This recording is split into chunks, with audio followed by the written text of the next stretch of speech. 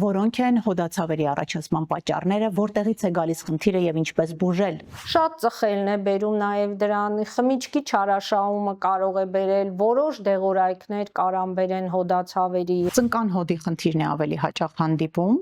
Այո, Եվ մարդիկ ուզում են հասկանալ սա ինչով է պայմանավորված, ինչպես ազատվել այդ տանջող ցավերից անընդհատ։ Ну, օստեոարտրիտները, օստեոարտրոզը ծնկան հոդի շատ հաճախ է հանդիպում, ավելի շատ կանանց մոտ է հանդիպում, ով ունի ավել քաշ,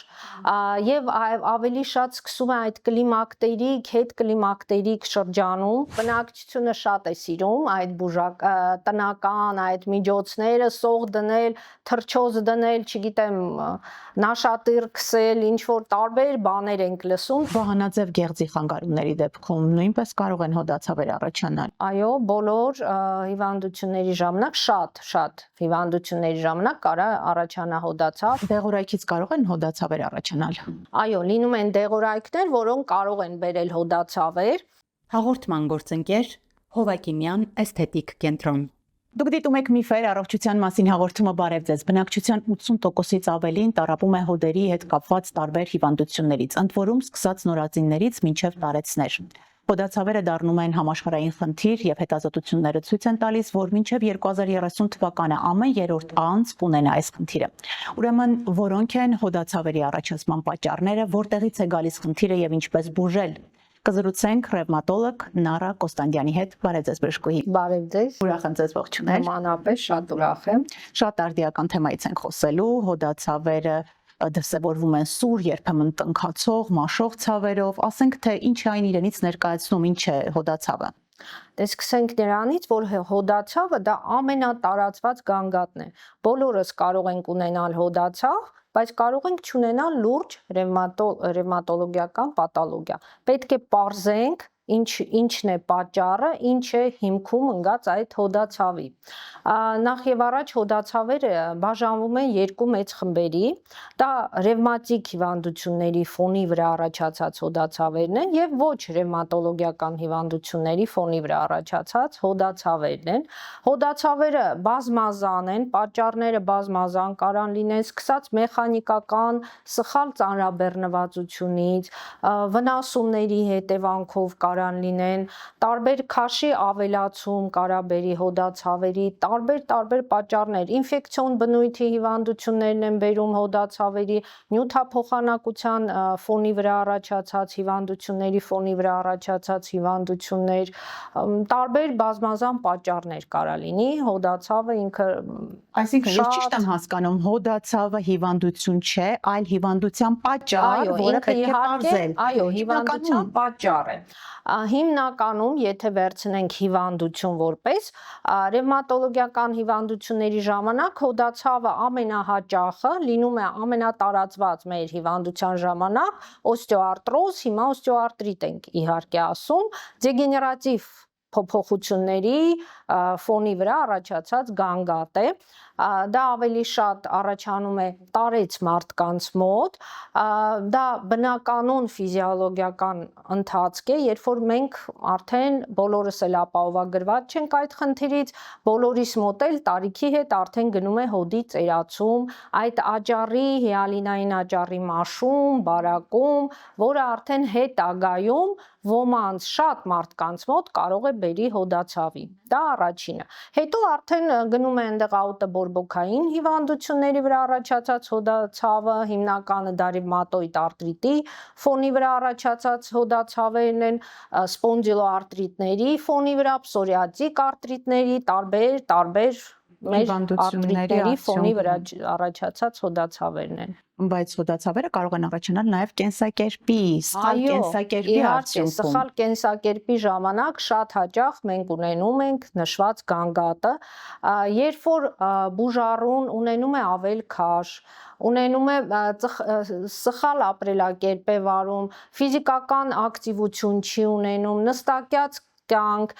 նույնատիպ ինչ որ անընդհատ աշխատում է, նույնատիպ շարժումներ է կատարում, չգիտեմ, մեխանիկական նույն դիրքով նստած է, նույն դիրքով այդ շարժումներն է կատարում եւ այլն, հետագայում մենք արդեն ունենում ենք այդ գանգատը, շատ ծխելն է բերում նաեւ դրան, խմիչքի չարաշահումը կարող է բերել, որոշ դեղորայքներ կարան բերեն հոդացավերի իհարկե։ Այո, ծնկան հոդի խնդիրն է ավելի հաճախ հանդիպում։ Այո, Եվ մարդիկ ուզում են հասկանալ սա ինչով է պայմանավորված, ինչպես ազատվել այդ տանջող ցավերից անընդհատ։ նու օստեոարտրիտները, օստեոարտրոզը ծնկան հոդի շատ հաճախ է հանդիպում, ավելի շատ կանանց մոտ է հանդիպում, ով ունի ավել քաշ, եւ ավելի շատ սկսում է այդ կլիմակտերիկ, հետ կլիմակտերիկ շրջանում այդ ծնկան հոդերի դեգեներատիվ ախտահարումը, որը բերում է նաեւ այդ ցավային այդ քաշի ավելացումը, սխալ ապրելակերպը, այդ ամեն ինչը բերում է ծնկան հոդերի ամենածանրաբեռնված հոդի ախտահարմանը, դեգեներատիվ բնույթի եւ արդեն դրա հիմնական կանխարգելելը, որպեսզի չլինի եւ գնալով չխորանա այդ խնդիրը, քաշի վերահսկումն է ամենաառաջինը, երկրորդը դա ակտիվ ֆիզիկական ապրելակերպն է, խորհուրդ ենք տալիս զբաղվել ինչ որ մի սպորտով, որը որ հաճելի է բուժառուին, չգիտեմ, լող, ակվաէրոբիկա, ֆիթնես, յոգա, Հիմա ասեն ծնկներս ցավում է, չեմ կարողանում քայլել, ինչպես զբաղվեմ սպորտով։ Գիտեք ոնց այդ օստեոարտրոզի, օստեոարտրիտի ժամանակ ծնկան հոդերի ախտահարումը այդ ցավը ինքը լինում է մեխանիկական բնույթի, այսինքն սկզբից երբ որ հանգիստ վիճակ է ցավը կա, երբ որ բուժառուն սկսում է քայլել, շարժվել, ինչ որ սպորտով զբաղվել, այդ ցավային սինդրոմը, հոդացավը, ինքը կամած գնում է դեպի մարման։ Եվ դրա համար ֆիզիկական այդ ոչ ծանր ֆիզկուլտուրան, բայց բուժական ֆիզկուլտուրան շատ դեպքերում բավականին լավ օգնում է։ Իսկ ինչ կասեք ժողովրդական բժշկության մասին, սոխ են այդպես դնում ցավացող հատվածներին, սպիրտ կամ քացակաջուր։ Բնակչությունը շատ է սիրում այդ տնական այդ միջոցները, սող դնել, թռչոց դնել, չգիտեմ, նաշատիր քսել, ինչ որ տարբեր բաներ ենք լսում, տարբեր։ Մենք չունենք ինչ որ հստակ ապացուցողական բժշկության մեջ նման մեթոդների կիրառում։ Ես չեմ կարող խորհուրդ տալ, իհարկե կան դեպքեր, որ հիվանդը ասում է ես էս արեցի, օգնեց եւ այլն, բայց մենք որպես բժիշկ խորհուրդ չենք տալի անել նման, դիմել նման մեթոդների։ Ձեր խորհուրդն է առողջ ապրելակերպ։ Այո, իմ խորհուրդը առաջինը դա առողջ ապրելակերպն է եւ քաշի վերահսկումը, շատ կարեւոր է դա։ Հոդացավեր հաճախ տեղի են ունենում ուսագոտու հատվածում եւ արմունկների շրջանում չեն կարողանում բացել, ասում են, կարծես այսպես ծանրության զգացողություն այդ վերև բարձրացնել ձեռքներս չենք կարողանում, պատճառները որտեղ են այս դեպքում։ Գիտեք ինչ, շատ հաճախ եթե դա ուղակի ոչ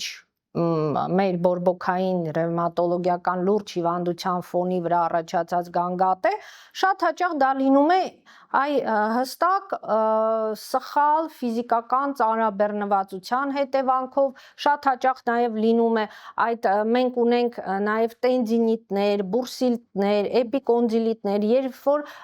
բորբոքվում է ջիլը, կապանը, այդ ջլի կպման տեղն է բորբոքվում, սխալ աշխատանք կատարելուց, սխալ շարժումներ կատարելուց եւ այդ դեպքում մենք ունենում ենք նման ցավեր, շարժումների սահմանափակում, իհարկե եթե դա արդեն երկարատև է եւ գնալով ավելի խորանում է 3-ից ավել ամիս դուք ունեք նույն գանգատը, խորհուրդ է տրվում պարտադիր դիմել ռևմատոլոգին, որպեսզի պարզվի եւ ախտորոշիչ հետազոտություններ կատարվեն, որ հասկանանք դա ինչ է, ինչ պատճառով է առաջացել այդ խնդիրը։ Իսկ ինչ բժշկին դիմելը, երբ առաջացել է այդ ցավը, դժվարանում են ձեռքը բարձրացնել։ Ասում են, այսպես խփելով, թեթև մերսումներ անելով կարող ենք ակտիվացնել արյան շրջանառությունը ինչ-որ ձևով օգնել, կամ տաքացնելով, վանաներ դնելով։ Այդքան ցանկալի չի, որովհետև նշեցի, կարող է հոդի մեջ բորբոքում լինի, ավելցուկային բորբոքային հեղուկի քանակ լինի, որը տաքացնելու ֆոնի վրա կարող է ավելի ակտիվանալ Եվ վնասել, հա։ Եվ վնասել, այո։ Ավելի ցանկալի է, կարա լինի մերսում ինչ որ բան, բայց ցանկալի է դիմել բժշկի։ Իսկ մկանացավերը կարող են հոդացավերի վերածվել եւ հարցնում են մկանի ցավը կարող է երկար տարիներ ձգվել 4-5 տարի։ Այո, իհարկե կարող է։ Մկանացավը դե պետք է հասկանանք ինչ ենք ուզում ասել մկանացավ։ Մկանացավ կարա լինի ուղակի ամբողջ մարմնի ինչ որ մկանային թուլություն, ինչ որ նյարդային համակարգի հիվանդությունների ֆոնի վրա մկանային ցավ, կարա լինի այ որ նշեցի ջլերի կապանների բորբոքային այդ process-ի ժամանակ մկանացավ Եվ այդքան երկար տարիներ եւ ձգվել։ այդքան կարա երկար տարիներ, եթե ունենք նաեւ այդ հասկացողությունը օստեոխոնդրոզ, որ առաջ ասում են, դե դա նույն այդ մեր արտրոզի, օստեոարտրոզ, օստեոարտրիտն է, բայց ողնաշարի արդեն այդ միջողային դիսկերի ախտահարում, դիգեներացիա է գնում, դրա ֆոնի վրա արդեն կարող է առաջանալ գոտկային հատվածի ցավեր, ընդհանուր մկանացավեր ստորին վերջույթներում։ Այո, իսկ վահանաձև գեղձի խանգարումների դեպքում նույնպես կարող են հոդացավեր առաջանալ։ Այո, բոլոր հիվանդությունների ժամանակ շատ հիվանդությունների ժամանակ կարա առաջանա հոդացավ եւ հիպոթիրեոզի եւ հիպերթիրեոզի ժամանակ գանգատը առաջի կարա լինի եւ հոդացավը, շաքարային դիաբետն է շատ հաճախ բերում հոդացավերի եւ հիմնականում ուսահոդերն են ախտահարվում, պատճառը ինչումն է չեն կարող ասել, բայց ըստ իմ դիտարկումների շաքարային դիաբետիկները ավելի շատ գանգատվում են ուսահոդերի գոտու այդ ցավից, շարժումների սահմանափակումից, այդ կարկամվածությունից, չեն կարողանում ձեռքերը բարձրացնել եւ այլն։ Եվ մենք արդեն երբ որ հետազոտում ենք, տեսնում ենք այնտեղ ներսում երբ որ անում ենք ուլտրաձայնային հետազոտություն, ներսում տեսնում ենք այդ մկանների ստրուկտուրաների փոփոխություն, ինչ որ դեպքում նաև լինում է բորբոքային ֆոն, նման, այո, հիվանդությունների ժամանակ։ Այսինքն հիվանդը կարող է դիմել ձեզ ռևմատոլոգի հոդացավերը բուժելու համար, պարզվի, որ իր մոտ օրինակ վահանաձև գեղձի խանգարում է։ Այո, իհարկե, շատ դեպքերում այդպես է լինում է։ Առաջինը դե ոնց է, մարդը գալիս է հոդացավով, ընտանեկան բժիշկը եւ թերապևտը ուղղորդում է առաջինը ռևմատոլոգի մոտ։ Եվ ռևմատոլոգը ինքը առաջինն է կատարում այդ տարբերակի ախտորոշումը, արդյոք դա ռևմատիկ բնույթի հոդացավ է, թե տարբեր ինչ որ ուրիշ սապուստվույշի, էլի զուգակցող հիվանդությունների ֆոնի վրա առաջացած հոդացավ է, եւ շաքարային դիաբետ, եւ նյարդային համակարգի հետ կապված հիվանդություններ, տարբեր օնկոլոգիական հիվանդությունները նաեւ կարող են տալ հոդացավեր, ինֆեկցիոն բնույթի հիվանդությունները կարող են տալ հոդացավեր, շատ են, բազմազան է։ Ինչպես եք տարբերում դոկտոր Նարա, լսելով գանգատները։ Առաջինը դե իհարկե գանգատը, դա շատ կարևոր է, մանր հարցնել այդ գանգատները, երբ եղավ, ոնց առաջացավ եւ այլն, զննումն է շատ կարևոր, հիվանդի պետք է ընդհանուր զննել, հասկանալ ինչ վիճակում է հոդը գտնվում, հոդերը եւ այլն, եւ արդեն երրորդը անցնում են կլինիկա լաբորատոր եւ գործիքային հետազոտությունների, որ տեսնենք արդյոք ունենք մենք բորբոքային ցուցանիշներ, ուլտրաձայնային հետազոտություն ենք անում հոդերի, որպես տեսնենք բուն հոդի մեջ ունենք բորբոքային ֆոն, սկզբում կարող է լինի սկսվող բորբոքային ֆոն, ջլերի կապանների ախտահարում, ընդեղ աճառի ախտահարում եւ արդեն եթե կարիքը լինում է նաեւ անում ենք ռենտգեն հետազոտություն։ Եվ ըստ այդ ամբողջ մեր կոմպլեքսի հավաքում ենք եւ որոշում ենք այս հիվանդը ռևմատոլոգի հիվանդ է, թե պետք է ուղղորդվի նյարդաբանի, օրթոպեդի մոտ, էնդոկրինոլոգի մոտ եւ այլն, մյուս մասնագետի մոտ։ Իսկ դեղորայքից կարող են հոդացավեր առաջանալ։ Այո, լինում են դեղորայքներ, որոնք կարող են բերել հոդացավեր։ Որոնք են այդ դեղորայքները եւ ինչ կողմնակի ազդեցություն ունեն։ Շատ հաճախ գիտեք ոնց օրինակ քիմիոթերապիայի ժամանակ լինում են հոդացավեր, օնկոլոգիական հիվանդների մոտ շատ ցավով ասում եմ, նաեւ լինում են այդ հակադեպրեսանտները այո, հակադեպրեսանտները ունեն կողմնակի ազդեցություն երկարատև ընդունման ժամանակ իրանք կարող են տալ հոդացավ հոդացավեր, խոլեստերինը իջացնող դեղորայքները, եթե մեծ չափաբաժնով եւ երկարատև խմում են, կարող են տալ ինչ-որ տեղ նաեւ մկանացավեր, մկանային թուլություն եւ այլն,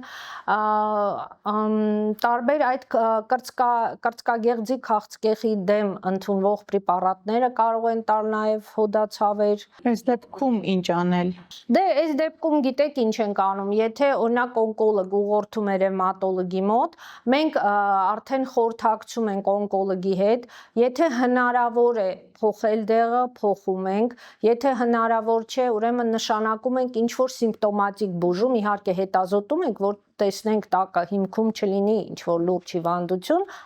բորբոքային, եթե ամեն ինչ հանգիստ է, ամեն ինչ նորմալ է, պարզում ենք, որ դա դեղի ազդեցությունն է կողմնային, սիմպտոմատիկ բուժում կամ արդեն օնկոլոգը, եթե հնարավորություն կա, փոխում է դեղորայքը։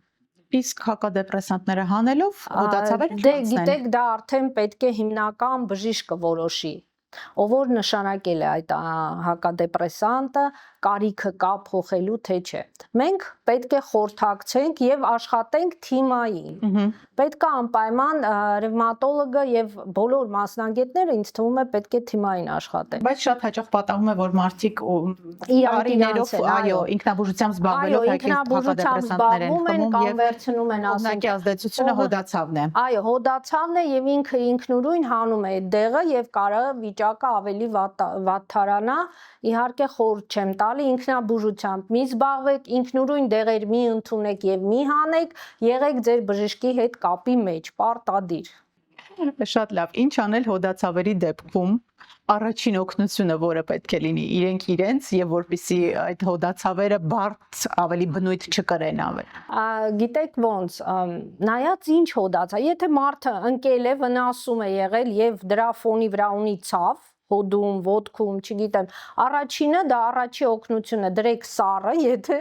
տրավմայի հետևանքով է, անշարժացեք եւ անպայման դիմեք բժշկի, օրտոպեդի, վնասվածքաբանի եւ այլն։ Իսկ եթե ունեք տարիներով քրոնիկական հոդացավ, պետք է պարտադիր գոնե մեկ անգամ դիմել բժշկի, հասկանալ այդ հոդացավի պատճառը որն է։ Պարզել խնդիրը եւ բուժել այդ խնդիրը, այսպեսով ազատվել հոդացավերից։ Այո։ Ամփոփենք բժշկուհի,